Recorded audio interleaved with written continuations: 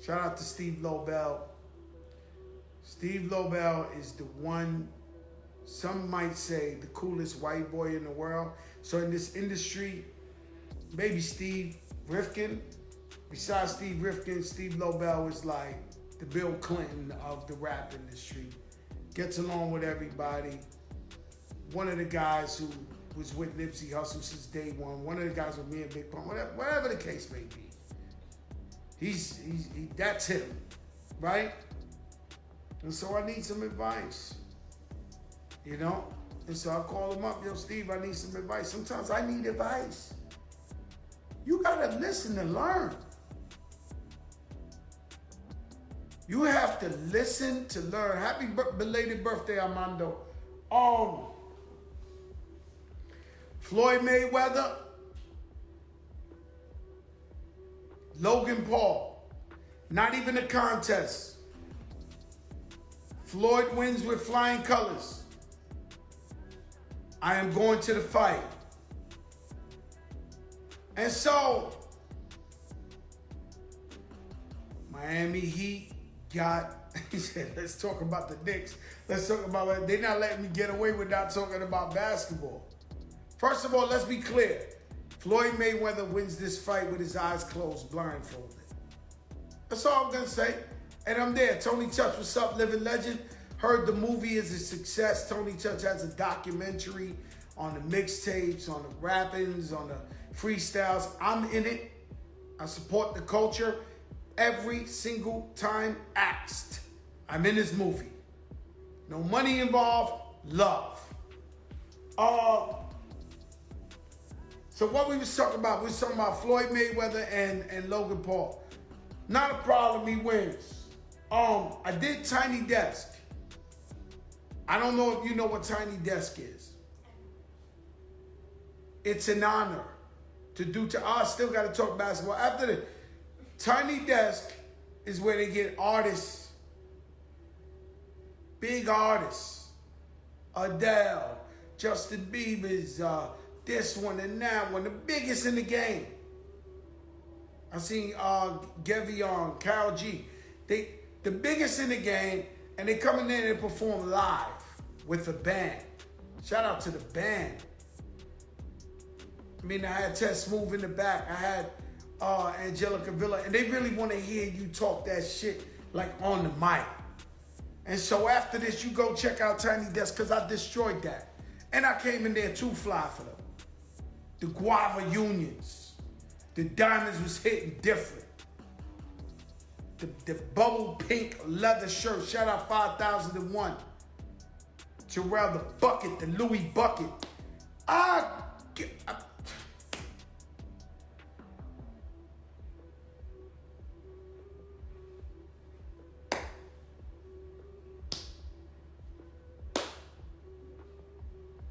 Now I went to an old school concert, old school rap concert. I seen some of your favorite guys dancing a cypher, dancing around a bottle of Hennessy. Broke my heart, because I love them all. A, B, do you want to see your favorite old school artists, your legends, your icons with teeth? Or do you want them looking no teeth?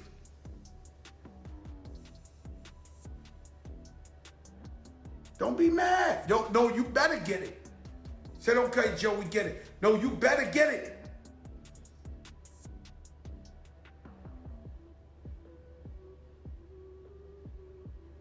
One time I came out the studio here in Miami. It's a true story. And I'm not looking for glory or nothing like this. I ain't even telling you who. It's coming out the studio, late night. Guy was like, oh, wow, that's Fat Joe, yo. So I keep it moving. Homeless guy. I tell you all the time, I have a real problem with that. I want to support mental illness, and I'm sad for anybody that's homeless. But I used to hustle. So I'm really worried about giving somebody money thinking I'm buying them food and they're going to go smoke some shit. And so, but that's a problem within me. You know, I have heavy drug use. I know heavy friends, family members, this, that. So I feel a certain way. And so the homeless dude says, hey, yo, Joe, let me talk to you this. And I keep walking. And then he turns around and says, I'm such and such. I turn around and I look, old school artist. When I look, oh my God, it really is him. So when I look at him, the man got no shoes on. I grabbed my feet, grabbed the sneakers off my feet. Gave him the I was so hurt. It was so painful. I grabbed the sneakers off my feet and gave it to him. I went to my car barefoot.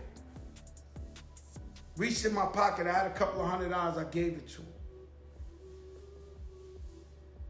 I drove away so sad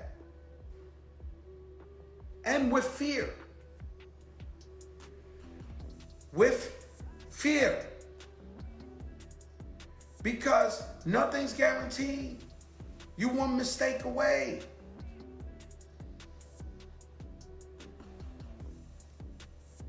You come from the projects, you always got that feeling like you might could go back.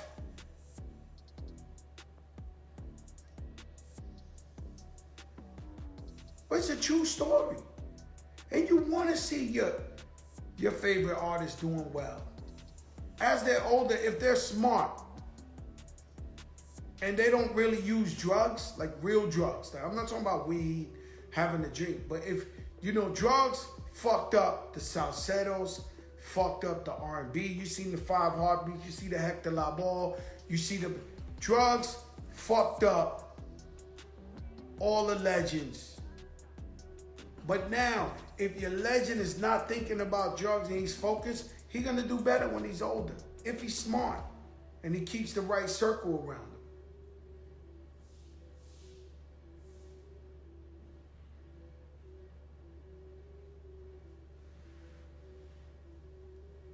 I forgot what I was talking about. The Knicks, it is looking not so good right now.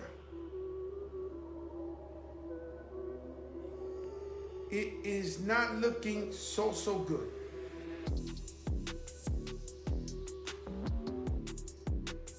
I think we got one more. I think we get at least one more. I text with Julius Randle today, who I believe in him. He brought us back for nothing. He should get the max salary. That's Fat Joe's take on it. He should get the max salary. Julius Randle, most improved player. Now,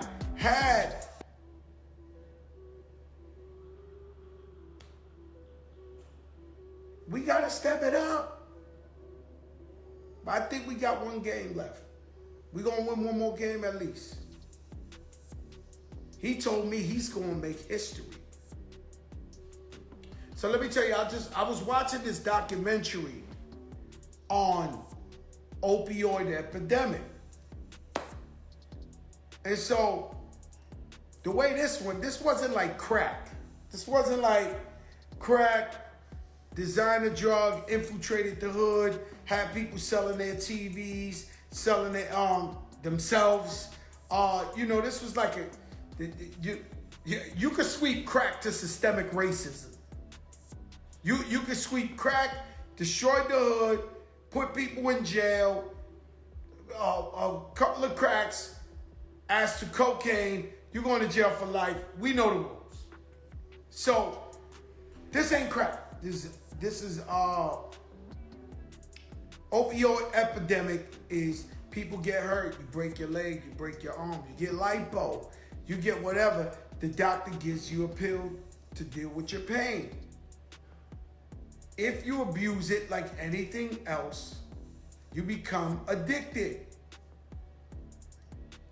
Now you're addicted to these opioid pills, and you don't think you're so addicted because you could buy them in the pharmacy. You get it prescription. But the problem is at one time, like everything else, I might drink 100 Diet Pepsis. Some of them ain't hitting like the other one. It's like when Snoop Dogg smoked so many blunts a day. Does one blunt hit him any different than the other? Who knows? He smokes 100. Fat Joe drinks 100 Diet Pepsis. Who knows which one is hitting more? And so you're taking these pills, they're legal before you know it. Somebody taps them on the shoulder and says, when it ain't affecting no more, they taking 30 pills, they ain't really feeling it. They be like, yo, we got that Buddha. That thing you looking for in that pill, they got it over here. Legendary. So now you take innocent people who got addicted, now they using the real shit. The heroin, shooting this shit up. And so it affected so many lives and families. They made a documentary about the shit. And it's terrible, man. But the point is to stay away from shit like that. Never get around shit like that. See, I had too many friends I either lost or they lost their souls, their minds to drugs. And I was smart enough to learn from their mistakes. I say, damn, Papo using that shit. He done sold his car, sold his jewelry. He done lost his girlfriend, he lost his wife. I don't need to do that shit. And so you're around people that do that shit. You might be a little kid right now watching, and your parents do a little bit too much of stuff. My parents, my mom's, I tell you, she caught. My father used to smoke 3. My father used to smoke 3-4 packs a day. When he learned my mother had cancer and they had to cut her up open from ear to ear, he stopped smoking. Can't tell me you can't stop. But I remember watching it, it was nasty to me, smoking cigarettes. I never smoked one.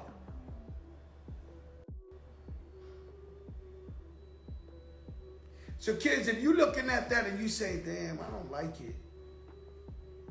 Great. Don't like it. You gotta learn from others' mistakes. You don't have to do it.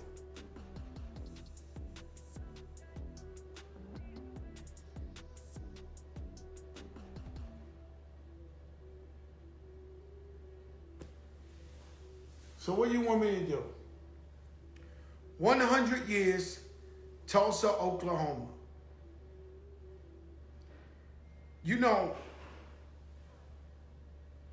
America has a very, very scary past. Okay? And so, you can talk about it. I told you that we got to move on. There's some people I know that lost their whole lives, their whole money, their whole everything dwelling on one problem. Life keeps moving and it waits and stops for no one. So if you're dealing with depression or you going through some shit and you turn around and you thinking the world's gonna stop for you, nobody's gonna stop for you. Because everybody that does love you, they still got bills. They still got problems. But you have to know the truth about where we come from. And now,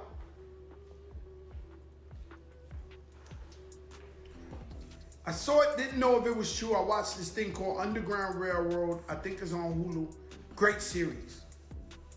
But at that time in Indiana, don't know if it's true. So don't quote me and say Joe knows what he's talking about. Right?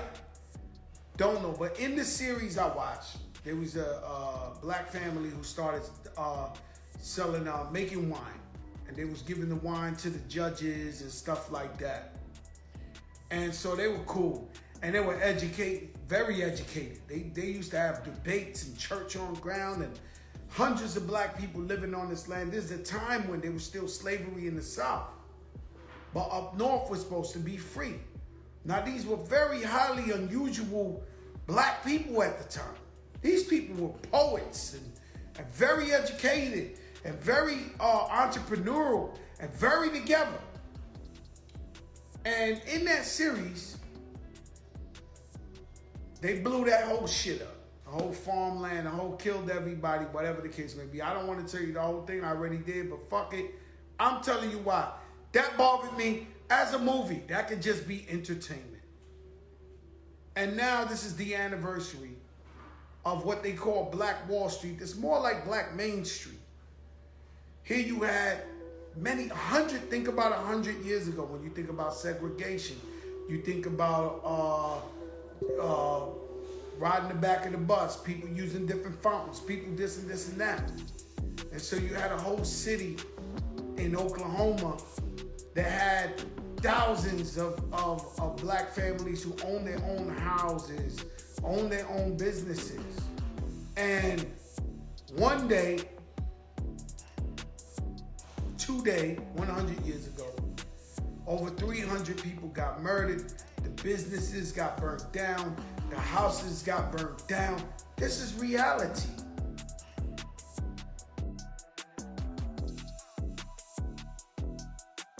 I don't encourage nobody looking at people differently, because obviously most people we deal with wasn't living 100 years ago.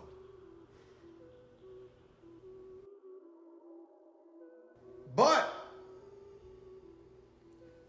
you gotta know what happened to stay woke.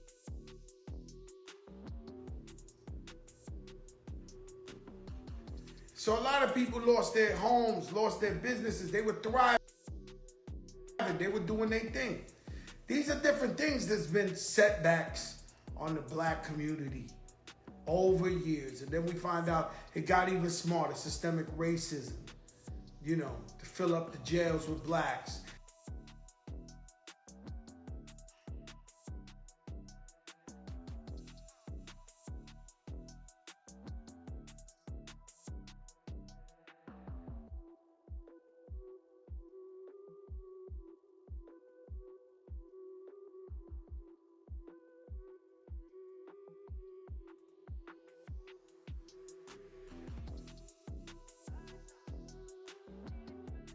Things ain't happened. And so when you see somebody like a Kaepernick kneeling, all he's doing is kneeling, and the president at the time is killing him and on TV, and everybody's mad at him. But the man understand where it came from to know where we going. And so President Biden went down there today. They had a woman on the news. She was like, I've never seen a president over here in my life. Cool of him. But we got to pass that George Floyd bill so that people could feel safe and feel protected, and make sure that we do not go back to times like that. And so when you see insurrections, you literally see thousands of people rushing the Capitol, talking about killing their own vice president, Mike Pence, looking for the congressmen and the senators. They won't investigate them. The guys who fucking killed, 5 people died. They won't investigate these people.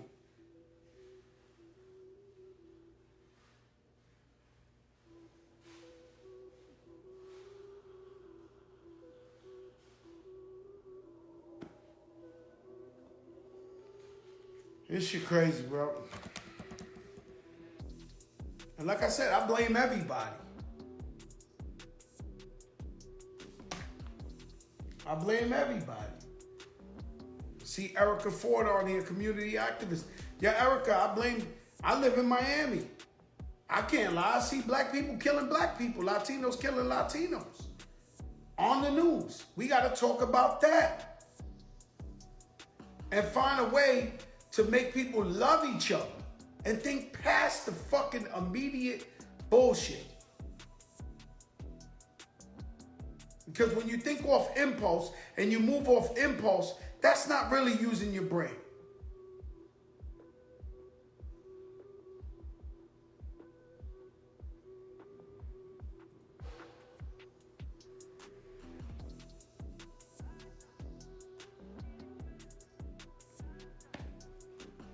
I'm just telling y'all the truth, man.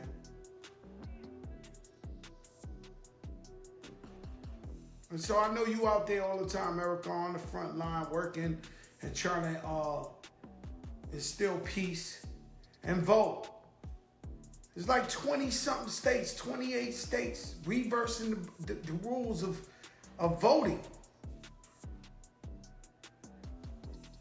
Former President Trump is commending the guy in Texas who rolled back the voting rules to Jim Crow years.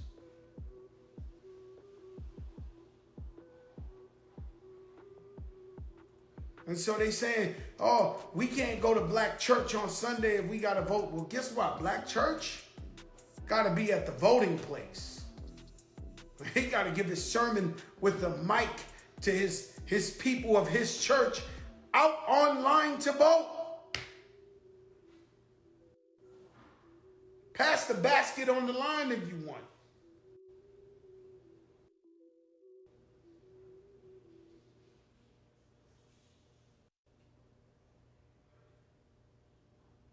Telling